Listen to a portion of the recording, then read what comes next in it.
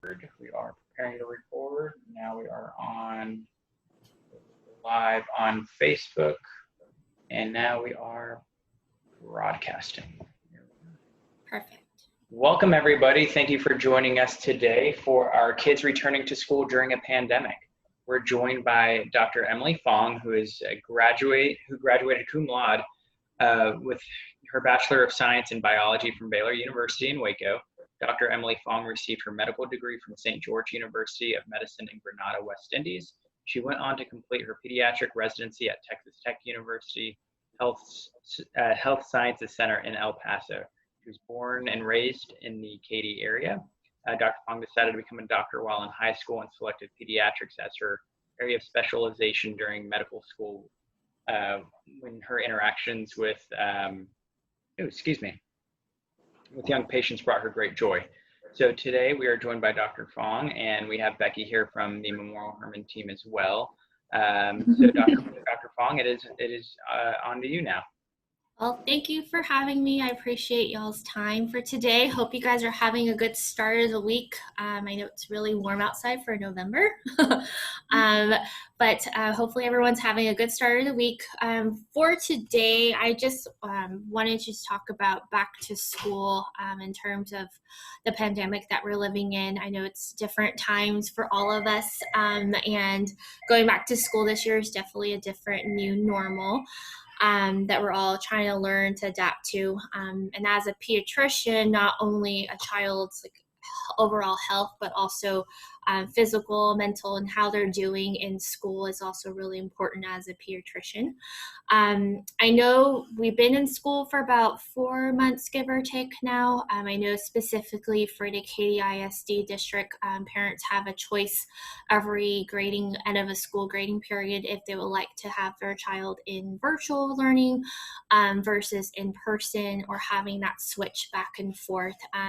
Hearing from a lot of my patients' families in office, a lot of them are making that decision of going from virtual to back to school and kind of taking the precautions and kind of wanting to know what to look forward to.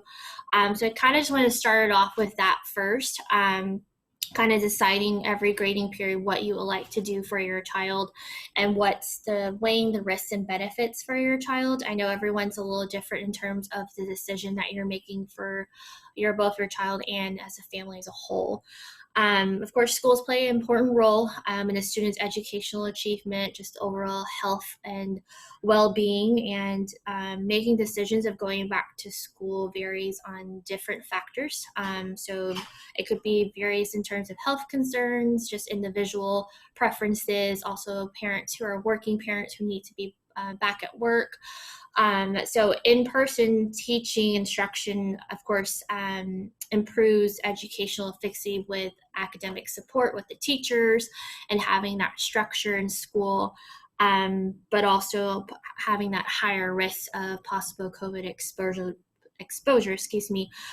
for your child and doing it at virtual learning.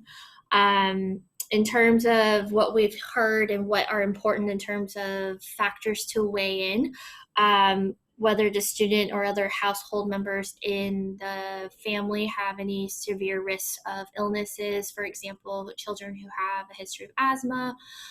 Some parents or some families with their grandparents, so the older generations, are also a risk for severe illness. So that's something to think about, kind of having your child's social and emotional well-being, which we'll talk a little bit more further on in the discussion. And just kind of weighing your basic, each individual's family needs and kind of your situation that you guys are in. As a pediatrician standpoint, I know there's fear of going to the doctor, but of course, as a pediatrician, it's really important to have all your children up to date on their vaccinations. We don't want all the other infectious diseases from gaining a foothold in our community when we're living in the pandemic time at this time. And then also it's recommended with flu season now. So far in terms of flu season, it seems like it's a pretty light flu season so far. Knock on wood, it stays that way. However, we don't know in terms of co-infections with flu and COVID. So it's definitely recommended for your child and the rest of the family members to get their flu shot. You can actually get a flu shot as young as 6 months of age. So that's definitely something to discuss with your pediatrician.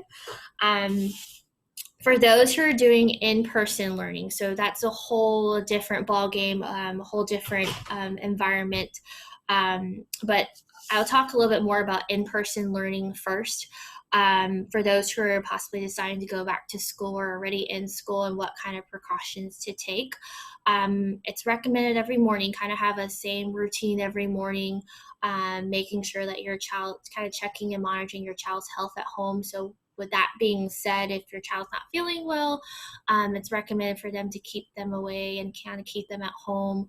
And also contact your pediatrician if you feel like your child isn't feeling so good, especially if they have a fever of 100.4 and higher, or any illnesses or any symptoms that you're concerned about. Please definitely contact your pediatrician. Kind of prep your child of how things are kind of different in the classroom.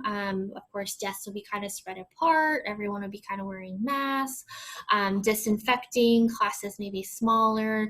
School lunches may be different in terms of kind of sitting with your friends and taking those precautions.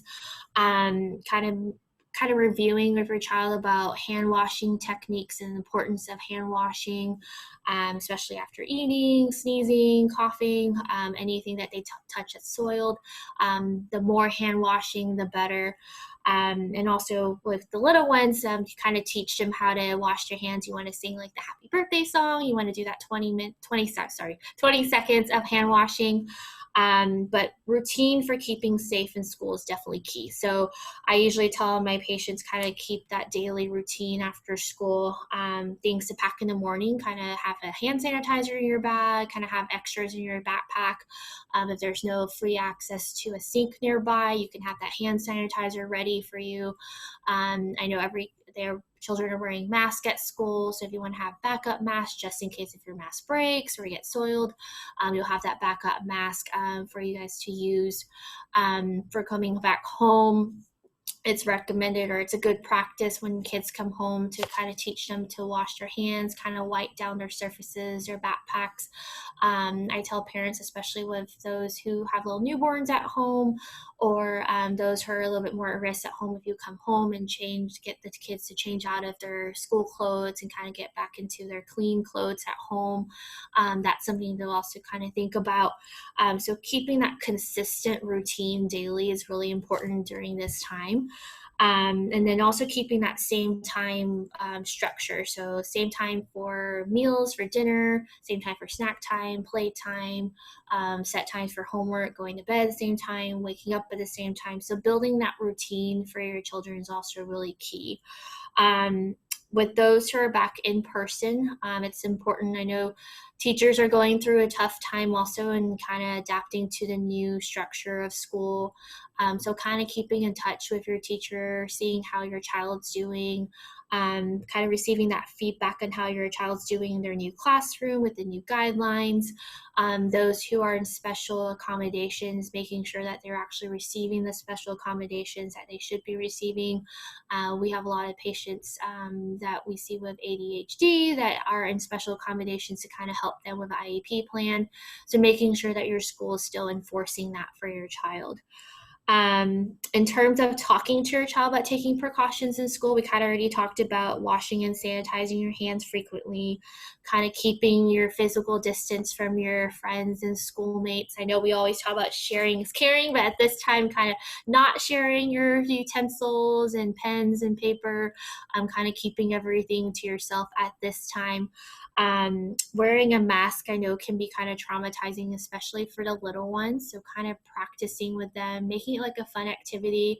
We see lots of cute masks in our clinic now with little designs and their favorite cartoon characters. So what you can do is kind of getting those masks that kind of make it fun for them. So if you want to have like a Mickey Mouse mask, or kind of having the little girls like to match their outfits with their masks, to kind of make it fun for them, something to look forward to.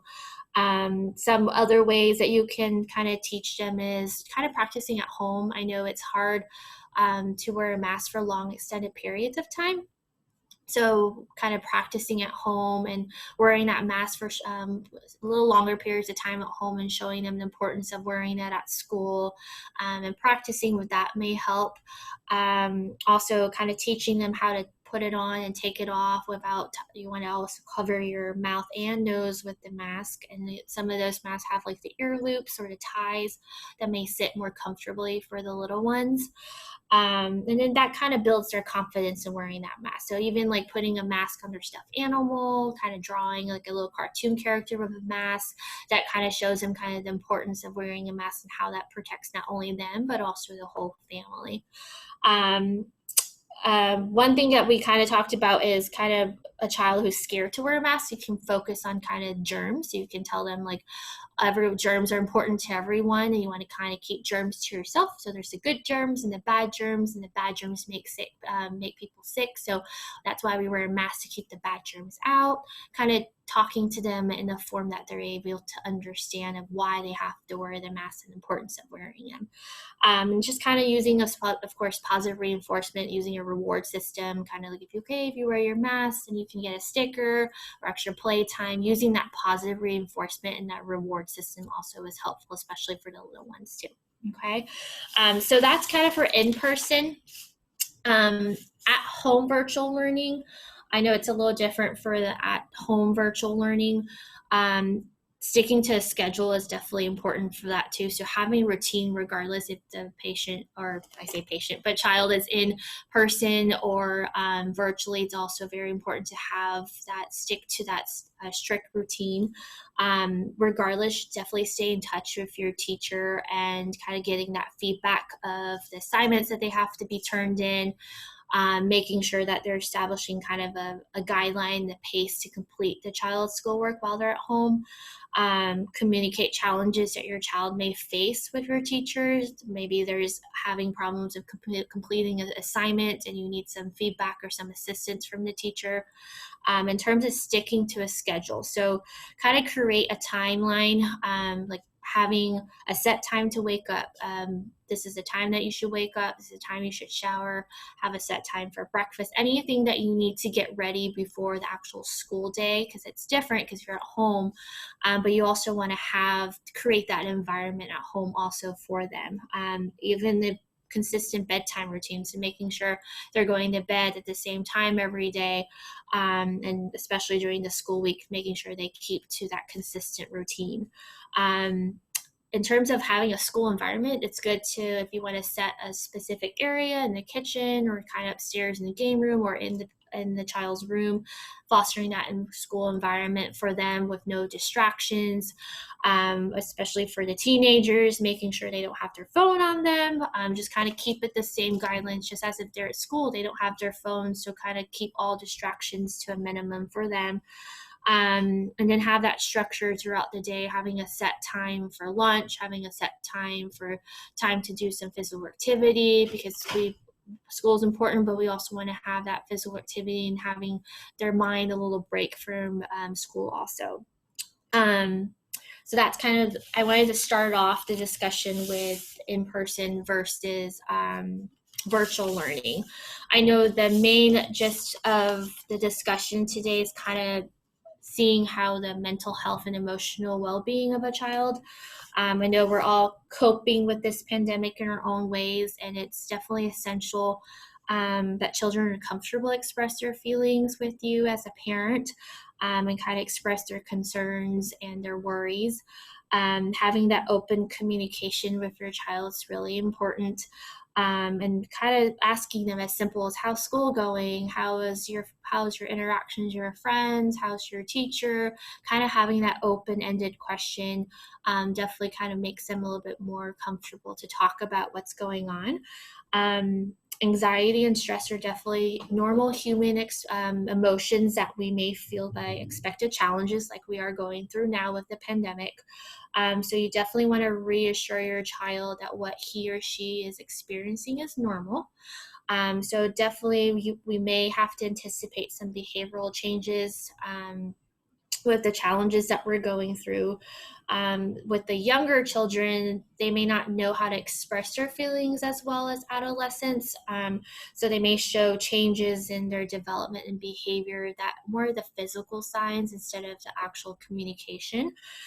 So I just wanted to talk about more of what um, symptoms and signs you can see in young children versus the adolescents. So in young children, you may see, for example, excessive crying, difficulty concentrating and focusing in school. Sometimes they may have a change in appetite, trouble sleeping, meaning sometimes they may wake up multiple times a night, or kind of wake up saying they have nightmares. They may want to go in mom's and dad's room more frequently than you noticed.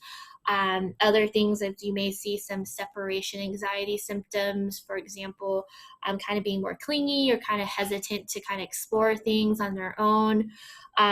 Frequent intense tantrums sometimes can be a sign with the younger ones.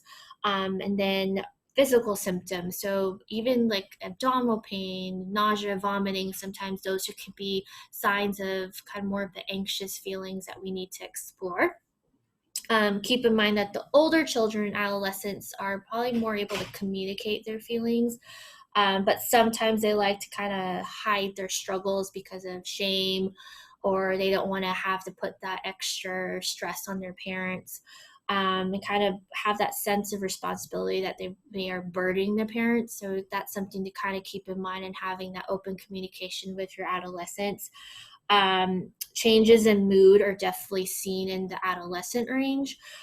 So ongoing irritability, feelings of hopelessness, sometimes you can see that kind of conflicts with their friends and families. Um, you can see like changes in behavior, like stepping back from personal relationships, such as like your adolescent who's usually a social butterfly, who's really outgoing. You may see them all of a sudden kind of step back, not really wanting to hang out with their friends, or kind of communicating with their friends via like social media, or kind of not doing FaceTime with their friends that they usually. So you kind of see changes, subtle changes in there that might be a concern. Another thing with adolescents, especially like kind of loss of interest in activities. So if your child maybe is a music fan, likes to play the clarinet, or is in band, and all of a sudden doesn't show much interest in playing the instrument or playing their piano. Your star athlete that loves participating in sports, who all of a sudden was like, I don't really feel like playing anymore. That's something to kind of explore and figure out, like, why, Bob, are you not wanting to play? Is there something going on? Kind of having that open-ended question and kind of exploring more of why they're having these feelings. Difficulty falling asleep, poor appetite, meaning maybe they're not eating as well, or they're eating more than usual. And then you can also see in school if you feel like their concentration or focusing has been altered. Maybe their grades are not as good as they used to be. That's something to kind of keep in mind also. As a pediatrician, it's definitely important to stay in touch with us.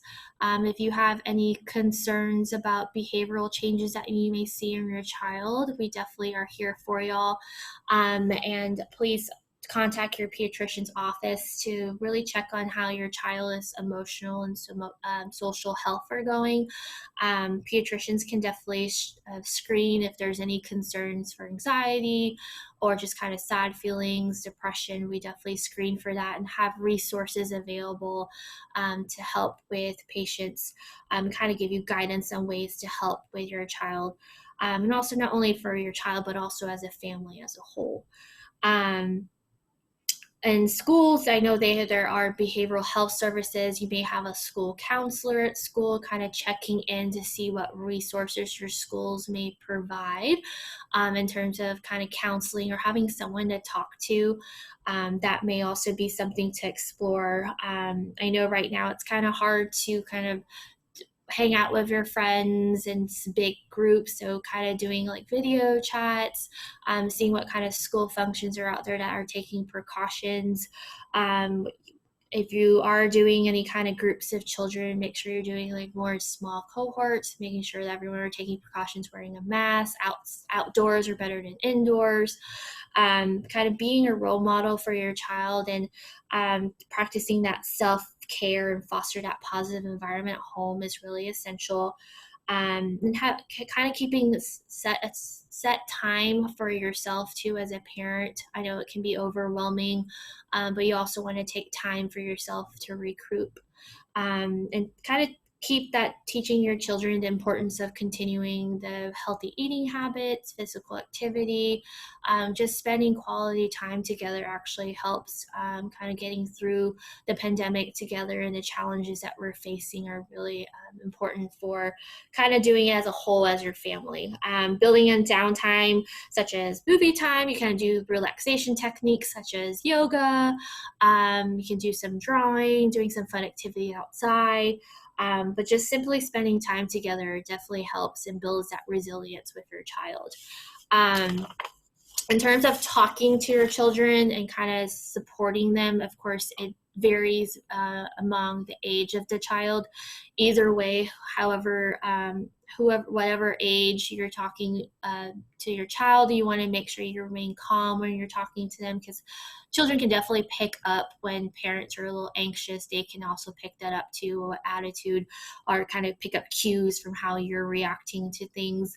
When you talk about COVID-19 to your child, make sure you kind of start off the conversation, kind of asking them what they know about what's going on, kind of asking them, what have you heard, and addressing their concerns and questions in terms of what they're able to understand. So the little ones, you kind of want to be more direct and kind of keep the dialogue simple and appropriate for the child's age. If they hear any incorrect misinformation about COVID-19, you want to redirect them to and tell them the correct information, because it can be overwhelming. There's a lot of social media, the news. So I kind of limit as much as possible with that for your child, and kind of sitting down with them and explaining to them in terms that they understand, and just kind of limiting that news coverage, because they can be frightened by what they see on TV. And then as adults, we also get frightened of seeing what we see on TV also.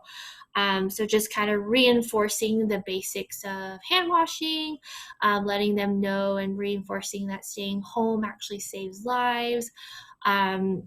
And kind of discussing how social distancing is really important to kind of decrease the spread of the virus, and keeping not only themselves but also the family as a whole, and your friends and family, everyone, keep everyone safe during this difficult time. I did this presentation also for an elementary school, and they were asking specifically if there are any books on kind of coping with stress or kind of with their emotions. So I know Becky has that list. So perhaps if you guys are interested in kind of books that you want to read to your child that kind of helps them with coping with their feelings, Becky can definitely send that over to Matthew. But that's kind of just wanted to talk more about kind of how things are a little different with COVID back to school, but kind of taking those precautions is necessary at this time. Definitely, if you guys have any questions or concerns, I'll be happy to answer them. Feel free to bring them up. And Matthew, you have any of those? Yes, I do. Got a few that were submitted. First, thank you for the presentation. Thank you. Very informative, very, especially with those of us with young ones that are dealing with this every day. Maybe if have you guys seen an uptick in cases since schools are going back to phasing away from virtual studies, more to in-person programming? Have you seen anything from the pediatric side? So from the pediatric side, definitely we are seeing more of an uptick just in general in the area, also in Houston area in terms of cases. I know there are a couple schools, specifically in the KDISD, that had to close for temporary time just because of the increase in cases. So it is happening, but we are also stressing the importance that going back to school is definitely important for the health and academic performance for a child, but also kind of taking those precautions too. But in terms of symptoms for pediatric patients, it's definitely something we're still learning. But there's a variety of symptoms that we can see in pediatric population itself. A child can come in with cough and congestion versus someone who may come in with vomiting, diarrhea, tummy pain, and they could be both could be COVID COVID positive. So it's definitely kind of seeing clinically each patient and seeing what needs to be done in terms of if it warrants testing or not. When patients come into our clinic, we do explain to parents kind of the criteria that we're looking at in terms of which patient or families warrant COVID testing. Great, thank you. And one last one, if you have a student or young one that has tested positive, what would you suggest how that parent should deal with treating or helping the sick child and while keeping other family members safe? So are you quarantining the young child while everybody else is doing what else? Or how would you suggest, especially with them being so young and not really knowing what's going on? Correct. So for those who, if your child is positive for COVID, according to the CDC recommendations, it's also recommended for the remaining household members to also quarantine while you have a positive contact in the household. I know it's easier said than done to try to quarantine your positive contact while you guys are all living in the same household, but kind of keeping them in their own room and kind of keeping them isolated from everyone else. But also as a parent, I know that's hard too. You also want to kind of keep in check and see how the child's doing, but also want to kind of take those precautions with the rest of your household members.